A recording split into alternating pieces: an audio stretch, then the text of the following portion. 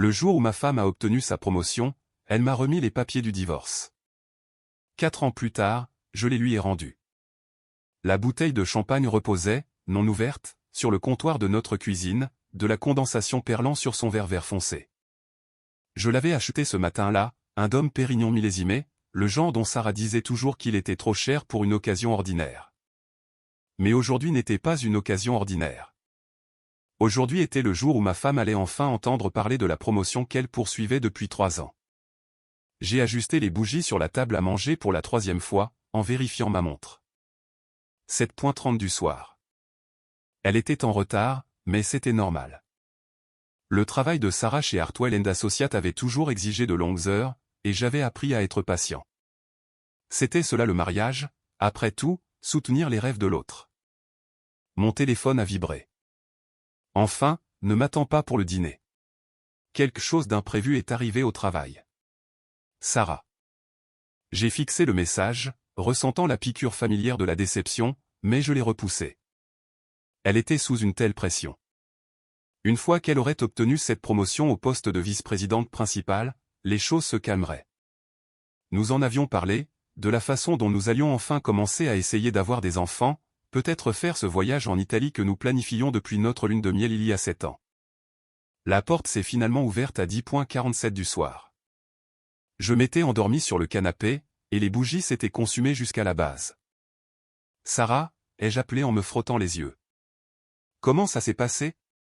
Est-ce que Mitchell t'a parlé de la promotion ?» Elle est entrée dans le salon et j'ai immédiatement su que quelque chose était différent. Sa posture était plus droite, son menton plus haut. Elle portait le tailleur bleu marine Armani que je n'avais jamais vu auparavant. Et ses cheveux étaient coiffés en un carré strict qui remplaçait ses ondulations douces habituelles. « Je l'ai eu » a-t-elle dit d'un ton neutre, posant sa mallette avec un bruit sourd et décisif. Vice-présidente principale. Avec effet immédiat. J'ai bondi, souriant. Sarah, c'est incroyable. J'ai acheté du champagne. Nous pouvons encore. Michael, assieds-toi. Nous devons parler. Le ton de sa voix m'a noué l'estomac. C'était la voix qu'elle utilisait avec les clients difficiles. Pas avec moi. Jamais avec moi. Je me suis assis lentement en la regardant rester debout, créant une hiérarchie physique qui semblait intentionnelle. J'ai beaucoup réfléchi, a-t-elle commencé, sortant une enveloppe manie de sa mallette. Cette promotion change tout. Je vais voyager constamment, à New York, Londres, Singapour. Je vais diriger une équipe de 40 personnes et gérer des comptes valant des centaines de millions d'euros. C'est incroyable, chérie. Nous allons trouver une solution ensemble. Nous avons toujours. Il n'y a plus de nous, Michael. Elle a placé l'enveloppe sur la table basse entre nous. J'ai besoin d'être complètement concentré sur ma carrière en ce moment. Tu as toujours été à l'aise avec ton travail à la maison d'édition. C'est très bien pour toi, mais j'ai besoin de plus. J'ai besoin de quelqu'un qui corresponde à mon ambition, qui opère à mon niveau. J'ai eu l'impression d'avoir reçu un coup de poing dans la poitrine. Qu'est-ce que tu dis ? Je dis que ce sont des papiers de divorce.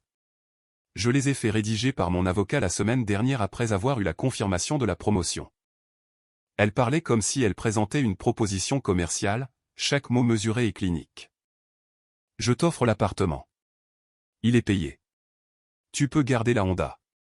J'ai déjà déménagé mes affaires essentielles dans mon nouvel appartement à Manhattan, celui avec la vue sur Central Park. La semaine dernière, ai-je chuchoté. Tu as planifié cela pendant une semaine et tu n'as rien dit. Je n'ai pas vu l'intérêt de faire durer les choses. Tu peux revoir les termes avec un avocat, mais je pense que tu les trouveras justes. Plus que juste, en fait. Je ne veux pas que cela devienne laid. Je me suis levé, les mains tremblantes. Sarah, c'est de la folie. Nous sommes mariés depuis 7 ans. Nous avons une vie ensemble.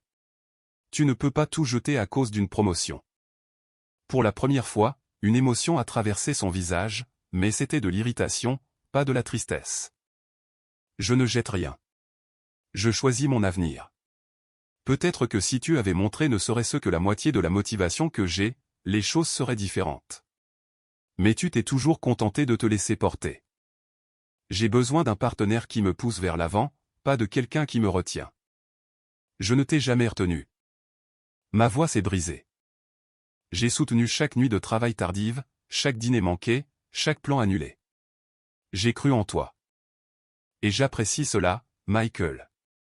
Vraiment. Mais l'appréciation ne suffit plus. Elle a regardé sa montre. Une nouvelle Rolex que je n'avais jamais vue. J'ai une réunion tôt demain.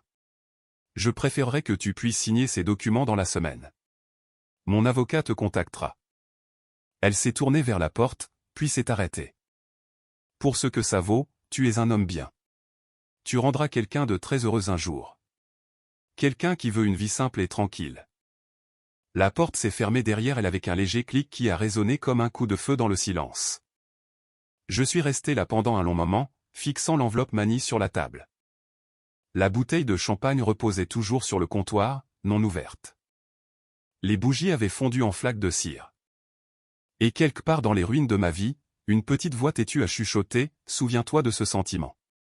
Souviens-toi de ce moment. » Je ne le savais pas alors, mais ce murmure allait tout changer. Les 3 premiers mois ont été un enfer. Je me réveillais en tendant la main vers quelqu'un qui n'était pas là, je faisais du café pour 2 par habitude, et je me retrouvais à fixer le placard vide où les vêtements de Sarah avaient l'habitude d'être suspendus. Mes amis m'ont dit de me battre pour le divorce, d'exiger plus, mais je n'en avais pas l'énergie.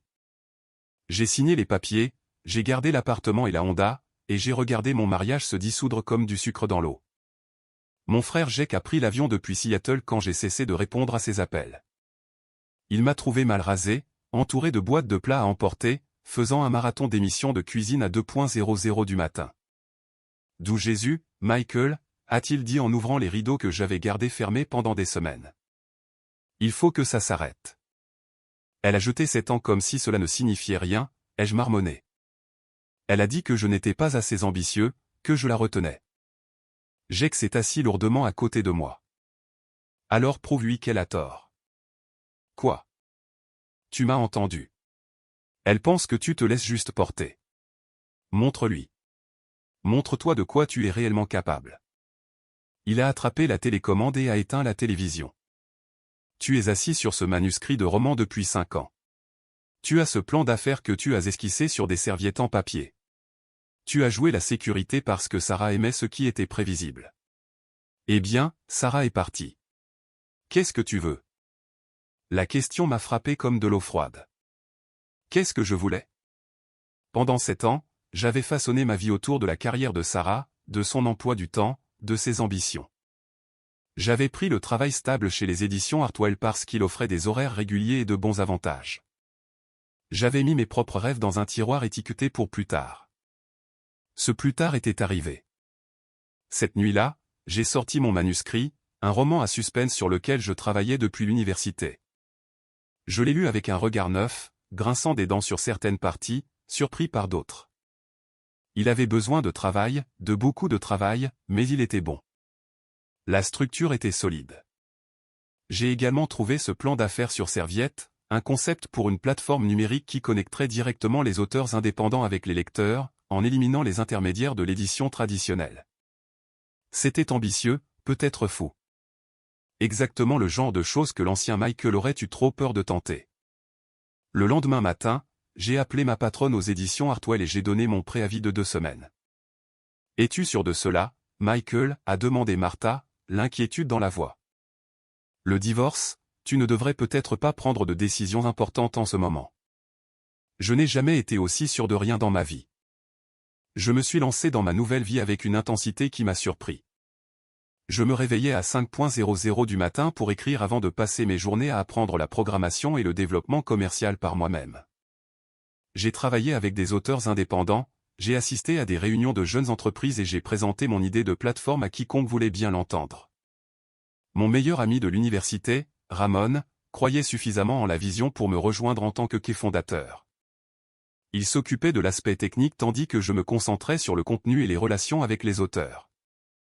Nous l'avons appelé Page Turner et nous avons lancé une version d'essai 9 mois après la finalisation de mon divorce. La première année a été brutale.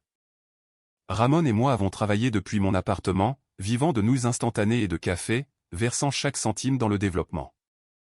Mais lentement, les auteurs ont commencé à s'inscrire. Puis les lecteurs. Notre algorithme associait les lecteurs aux livres en fonction de leurs véritables habitudes de lecture, et non pas seulement des listes de meilleures ventes. Cela a fonctionné. J'ai terminé mon roman lors d'un vol de nuit vers une réunion de présentation à San Francisco. 6 mois plus tard, j'avais un agent. 3 mois après cela, un contrat d'édition. Pas un contrat énorme, mais légitime. Mon roman à suspense, Le dernier homme honnête, serait dans les librairies au printemps suivant. Je ne me suis pas seulement transformé professionnellement. Je me suis aussi transformé physiquement. La salle de sport est devenue ma thérapie. Chaque pompe douloureuse était un rappel que je me reconstruisais à partir de zéro. J'ai perdu 30 livres, j'ai gagné du muscle, j'ai laissé pousser ma barbe et j'ai renouvelé ma garde-robe. Pas pour Sarah, mais pour moi. À la 2e année, Page Turner avait obtenu un financement par Capital Risk. Nous avons déménagé dans de vrais bureaux au centre-ville de Brooklyn, embauché 15 employés et atteint 1 million d'utilisateurs actifs. Mon roman a débuté à la 8e place sur la liste des meilleures ventes du journal New York Times. Ramon et moi avons été présentés dans le magazine TechCrunch comme des innovateurs à surveiller. Je suis sorti avec des femmes de temps en temps, mais rien de sérieux. J'étais occupé à construire quelque chose de réel et j'aimais la personne que je devenais. Confiant, motivé, plein de détermination. L'ironie ne m'avait pas échappé. J'étais devenu l'homme ambitieux que Sarah prétendait vouloir, mais seulement après son départ. Je pensais à elle parfois, généralement tard le soir quand le travail était terminé. Je me demandais si elle était heureuse, si la promotion avait été tout ce qu'elle espérait. Je ne l'ai jamais contactée. Cette porte était fermée. Puis, exactement 4 ans et 2 mois après qu'elle m'ait remis ses papiers de divorce, mon téléphone a sonné avec un numéro inconnu. Michael, c'est Sarah. Sa voix était différente, plus petite, d'une certaine manière, dépouillée de cette confiance d'entreprise. Sarah, j'ai prononcé son nom comme si j'en testais le poids. Cela fait un moment. Je sais. Je suis désolé d'appeler à l'improviste. J'ai entendu parler de ton succès, de Page Turner, et de ton livre. Félicitations. Merci. J'ai gardé une voix neutre. Professionnelle. Je me demandais si nous pouvions nous rencontrer pour prendre un café. Je suis de retour dans la région et j'aimerais vraiment parler. Chaque instinct me criait de dire non, de protéger la vie que j'avais reconstruite. Mais la curiosité l'a emporté. D'accord. Quand? Demain. Il y a ce café où nous avions l'habitude d'aller le dimanche. Chez Russo. Je m'en souviens. À 2:00 de l'après-midi. En raccrochant, j'ai surpris mon reflet dans la vitre. L'homme qui me dévisageait n'était pas celui qu'elle avait quitté il y a 4 ans. Cet homme avait été forgé dans le feu, reconstruit à partir des ruines. Demain, je découvrirai ce que Sarah voulait. Mais quoi que ce soit, je savais déjà une chose avec une certitude absolue. Je n'avais plus besoin d'elle. Et cela ressemblait à la plus grande victoire de toutes. Le café Russo n'avait pas changé en 4 ans. Les mêmes chaises dépareillées, le même jazz jouant doucement en fond sonore, la même odeur de café fraîchement moulu et de vanille. Mais j'avais changé, et apparemment Sarah aussi. Je suis arrivé 15 minutes en avance, commandant un café noir et m'appropriant notre ancienne table d'angle par habitude. À exactement 2:00 de l'après-midi, la porte a carillonné et elle est entrée. Je ne l'ai presque pas reconnue. La cadre tranchante et polie d'il y a 4 ans avait été remplacée par quelqu'un qui avait l'air fatigué. Son tailleur était toujours cher, mais pendait un peu lâchement, comme si elle avait perdu du poids. La démarche confiante avait disparu, remplacée par des pas hésitants. Quand nos regards se sont croisés, elle a tenté un sourire qui n'a pas tout à fait atteint ses yeux. « Michael », a-t-elle dit doucement, se glissant dans la chaise en face de moi. « Merci de me rencontrer, Sarah. » J'ai hoché la tête, l'étudiant avec le détachement d'un anthropologue examinant un artefact de son passé. « Tu as l'air différent. Toi aussi. » Son regard a voyagé sur moi. La veste sur mesure, le physique gagné à la salle de sport, la confiance que je portais comme une armure. « Tu as vraiment l'air bien. Heureux. » Je le suis. Il n'y avait aucune arrogance dans ma déclaration, juste un fait. Elle a commandé un thé au serveur qui passait, puis a croisé les mains sur la table. J'ai remarqué que ses ongles étaient rongés. Sarah, qui faisait des manucures hebdomadaires aussi religieusement que les offices de l'église, semblait méconnaissable. J'ai suivi ton succès, a-t-elle commencé. Page Turner est partout maintenant. Je t'ai vu dans l'émission Today le mois dernier parler de ton roman et de la conférence de la Fondation Technology Entertainment Design sur la perturbation de l'édition traditionnelle. C'était brillant. Merci. Le silence s'est étiré entre nous comme du caramel. Enfin, elle a pris une profonde inspiration. Je suis sûr que tu te demandes pourquoi j'ai appelé. L'idée m'a traversé l'esprit. Je voulais. Elle a fait une pause, choisissant ses mots avec soin. Je voulais m'excuser pour la façon dont j'ai terminé les choses, pour ce que j'ai dit cette nuit-là. Tu ne méritais pas cela. J'ai siroté mon café, la laissant continuer. Cette promotion. Ce n'était pas ce que je pensais que ce serait. Les voyages étaient incessants. Les jeux de pouvoir à ce niveau étaient impitoyables. Je dormais à peine, je mangeais à peine. Chaque trimestre était une bataille pour justifier ma position. Elle a ri amèrement. Je pensais qu'atteindre le sommet me rendrait heureuse. Cela m'a juste épuisé.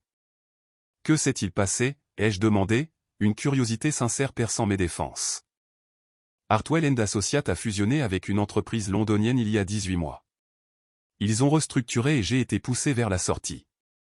Ils ont appelé cela une retraite anticipée avec une indemnité de départ, mais nous savons tous les deux ce que cela signifie.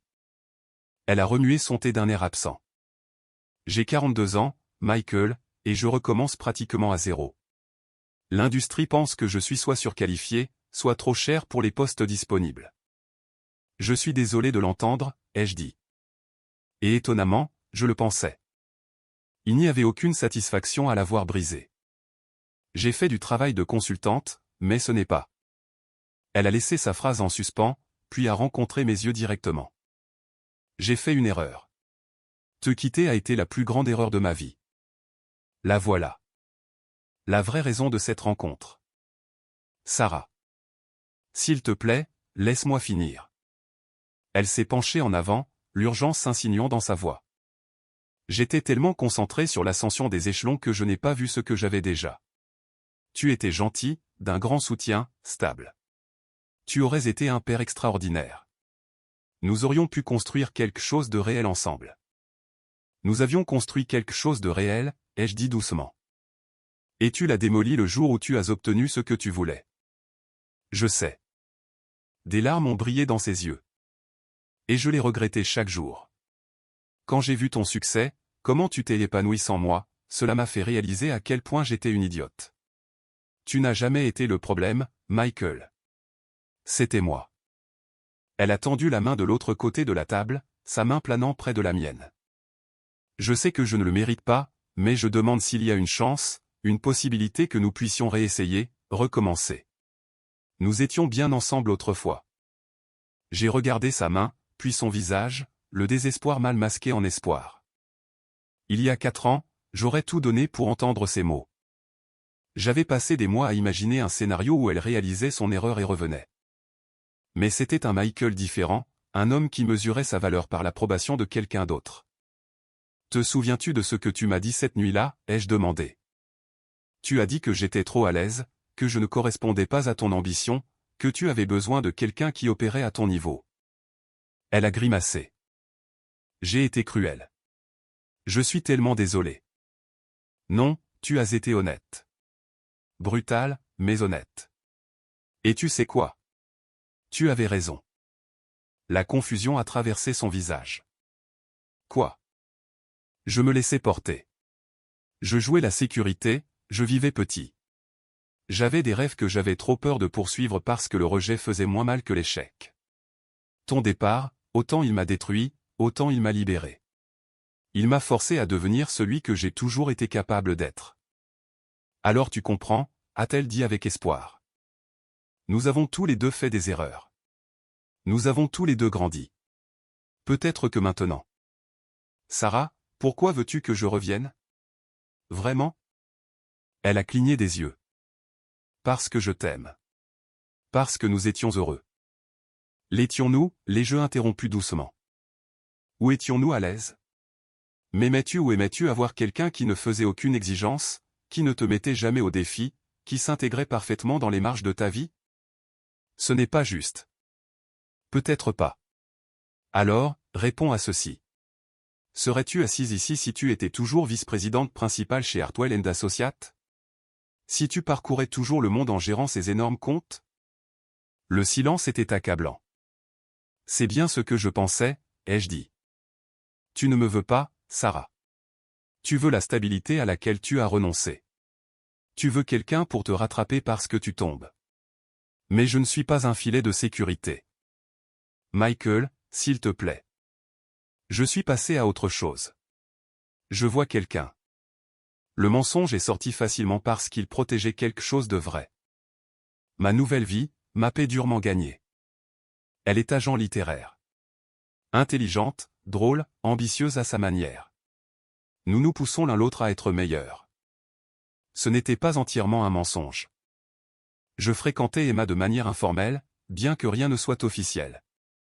Mais Sarah n'avait pas besoin de connaître les détails. Elle a retiré sa main comme si elle avait été brûlée. Oh.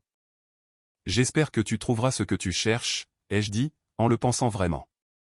Et j'espère que tu le trouveras en toi-même, pas en quelqu'un d'autre. C'est la seule façon pour que cela dure. Je me suis levé, déposant un billet de 20 € sur la table. Prends soin de toi, Sarah. Alors que je me dirigeais vers la porte, elle a appelé, Michael.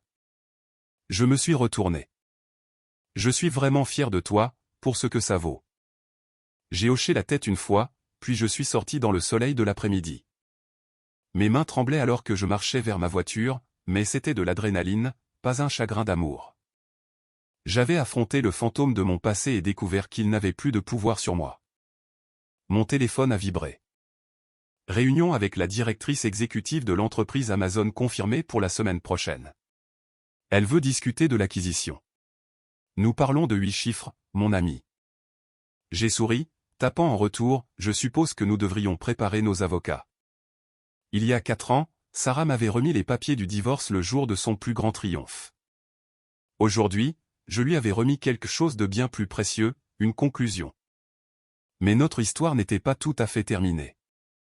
6 mois après la rencontre au café, Paige Turner a été acquise par Amazon pour 47 millions d'euros. Ramon et moi avons conservé le contrôle créatif et sommes restés en tant que directeurs exécutifs, mais le paiement a changé nos vies. Mon deuxième roman a atteint la première place sur la liste du journal Times pendant 3 semaines consécutives.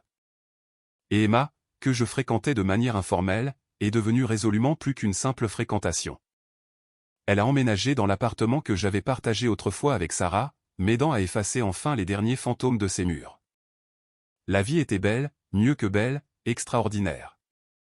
Puis, un mardi de mars au hasard, mon téléphone a sonné avec un numéro que je reconnaissais vaguement. Le frère de Sarah, David. Michael, c'est David Chen. J'espère que ça ne te dérange pas que j'appelle. David, salut, bien sûr que non. Comment vas-tu? Une longue pause. Je vais bien. Écoute, je voulais te prévenir de quelque chose.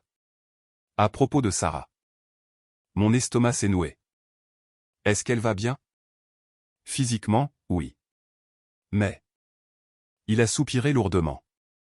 Elle est dans une mauvaise passe, Michael. Après que le travail de consultation s'est tari, elle a brûlé ses économies assez rapidement. Le loyer à Manhattan n'est pas donné. Elle a dû retourner vivre chez nos parents il y a 6 semaines. J'ai fermé les yeux, imaginant Sarah, la fière et indépendante Sarah, vivant dans sa chambre d'enfance à 43 ans. Elle a postulé partout, mais sa réputation dans l'industrie. Disons simplement que les jeux politiques auxquels elle a joué chez Hartwell sont revenus la hanter. Personne ne veut l'approcher à moins de 10 pieds. La voix de David s'est brisée. Elle fait semblant d'aller bien, mais je l'entends pleurer la nuit. Maman est folle d'inquiétude. David, j'apprécie que tu me le dises, mais je ne suis pas sûr de ce que tu attends de moi. Rien. Je n'attends rien. Mais elle m'a parlé de votre rencontre au café, de ce qu'elle a demandé. J'ai pensé que tu méritais de savoir comment les choses ont tourné. Il a fait une pause. Pour ce que ça vaut, je pense que tu as pris la bonne décision. Sarah doit se débrouiller seule. Je suppose que je voulais juste que quelqu'un sache la vérité. La puissante Sarah Chen n'est plus si puissante. Après avoir raccroché, je me suis assis dans mon bureau surplombant le pont de Brooklyn, luttant avec des sentiments compliqués. Je ne voulais pas que Sarah revienne. Ce chapitre était définitivement clos. Mais je ne lui souhaitais pas non plus sa destruction. Malgré tout, elle avait été une part importante de ma vie autrefois. Emma m'a trouvé là plus tard, fixant la fenêtre. « À quoi penses-tu » a-t-elle demandé, glissant ses bras autour de moi par derrière. Je lui ai parlé de l'appel de David. Emma a écouté silencieusement, puis a embrassé ma joue. « Tu es un homme bien, Michael Cross. Tu veux savoir ce que je pense ? Dis-moi. Je pense que tu luttes contre ton complexe de sauveur. Une partie de toi veut la secourir parce que c'est ce que tu es. Tu répares les choses. Tu aides les gens. Mais Sarah n'a pas seulement brisé ton cœur. Elle a brisé ton estime de toi et tu l'as reconstruit pièce par pièce sans son aide. Elle m'a tourné pour lui faire face. La question n'est pas de savoir si elle mérite de l'aide. C'est de savoir si l'aider te coûterait la paix que tu as gagnée. Elle avait raison. Elle avait toujours raison. Ce week-end-là, j'ai pris une décision. Je n'ai pas appelé Sarah. Au lieu de cela, j'ai appelé son père, Howard Chen, qui m'avait toujours traité comme un fils pendant notre mariage. Michael. Sa voix a résonné avec une chaleur sincère. Quel bonheur d'avoir de tes nouvelles. J'ai suivi ton succès. Nous l'avons tous fait. Tu as remarquablement bien réussi. Merci, Howard. Écoutez, j'ai entendu dire que Sarah traversait une période difficile. Je voulais tendre la main, mais pas directement à elle. J'apprécie ta discrétion. Il y a un poste qui s'ouvre chez Page Turner, directrice des partenariats de contenu. C'est un vrai travail, Howard, pas de la charité. Cela nécessite quelqu'un avec de l'expérience dans l'édition et des relations d'entreprise. Sarah serait en fait qualifiée. Howard est resté silencieux pendant un moment. Pourquoi ferais-tu cela après la façon dont elle t'a traité? Parce que s'accrocher à la colère est épuisant, ai-je dit honnêtement. Et parce que tout le monde mérite une chance de se reconstruire. Je l'ai fait. Peut-être qu'elle le peut aussi. C'est incroyablement généreux. Il y a des conditions. Elle devra postuler par les voies appropriées, aucun traitement de faveur. Elle fera son rapport à notre vice-présidente du contenu, pas à moi. Et elle devra passer un entretien comme n'importe quel autre candidat. Si elle n'est pas la personne idéale, elle ne l'aura pas. Compris. Encore une chose. Ne lui dites pas que cela vient de moi. Je ne veux ni gratitude ni reconnexion. Je veux qu'elle réussisse par ses propres mérites.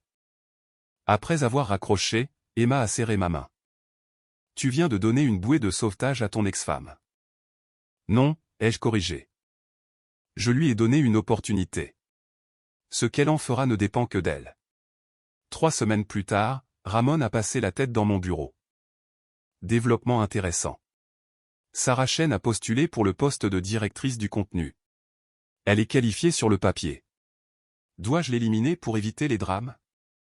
Absolument pas, traite-la comme n'importe quelle autre candidate. Sarah a passé 3 séries d'entretiens. Notre vice-présidente du contenu, Michelle, l'a qualifiée de très intelligente, mais clairement rendue humble par l'expérience dans le bon sens du terme. L'équipe a débattu entre elle et 2 autres candidats, lui offrant finalement le poste en fonction de ses nombreux contacts dans l'industrie et de sa perspective nouvelle sur l'édition numérique. Elle a accepté immédiatement. Son premier jour était un mardi. Je me suis assuré d'être à Los Angeles pour des réunions, la laissant s'installer sans la gêne de me croiser. Mais ce vendredi-là, alors que je partais pour le week-end, je l'ai vue dans le hall d'entrée attendant l'ascenseur. Nos regards se sont croisés. « Michael » a-t-elle dit doucement. « Je ne savais pas que tu serais là.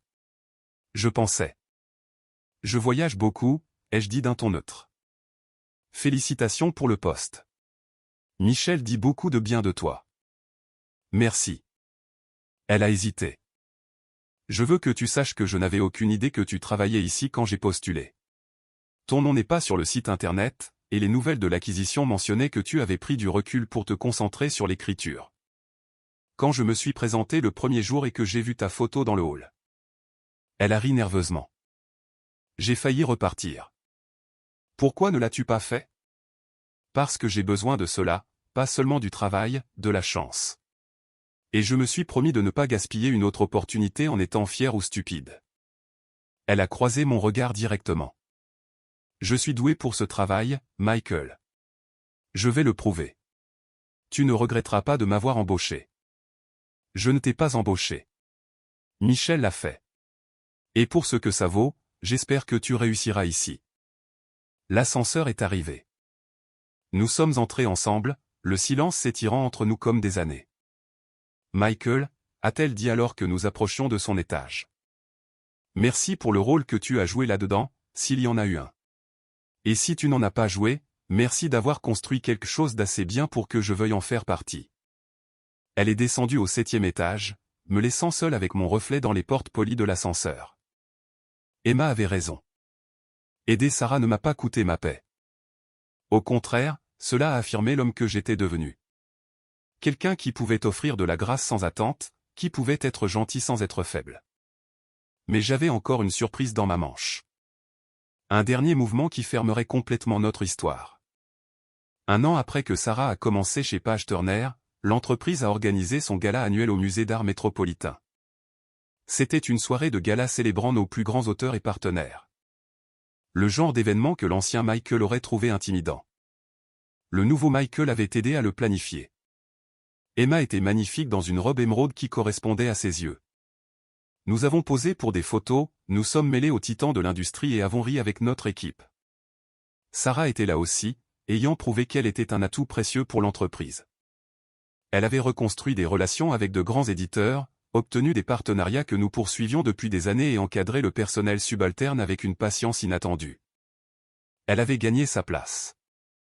Nous avions atteint un équilibre professionnel. Cordiaux quand nous nous croisions, mais jamais personnels. Cela fonctionnait.